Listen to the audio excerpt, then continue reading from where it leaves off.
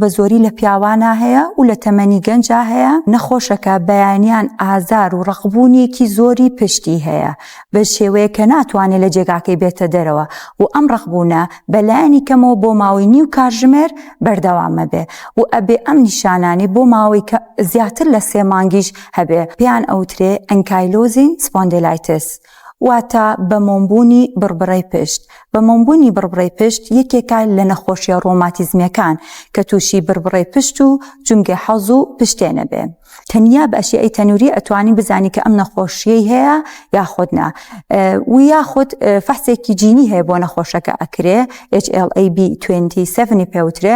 ئەم جینیان هەیە نەخۆشەکە لە 90% ئەو نەخۆشانی کە تووشی ئەم حاڵەتە ئەنکایلۆزین سپۆندیلایتسە بن ئەم جینیانتیا پۆزتیڤە بێ. چارەسەرکردنی ئەم نەخۆشیە یەکەم شت لە ڕێگەی وەرزشە. باشترین وەرزش مەلێ بۆ نەخۆشەکە و شێوازی ژیانی، بۆ نمونە جێگەی خەوەکی ئەبێ تا ڕادێڕق بێت و سەرینەکەشی نزم بێ بۆ ئەوەی بە دوور بێ لەوەی کە خوا نەخواستە شکلی پشتی بگۆڕێ بۆ خەموربوون، واتە کوڕبوونەوە لە پشتیا دروست نەبێ.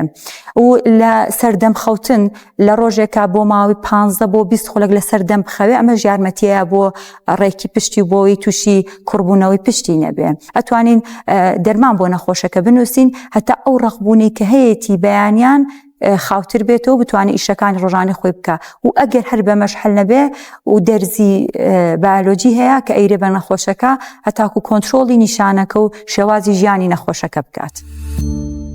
سمارت وەرچەرخانە.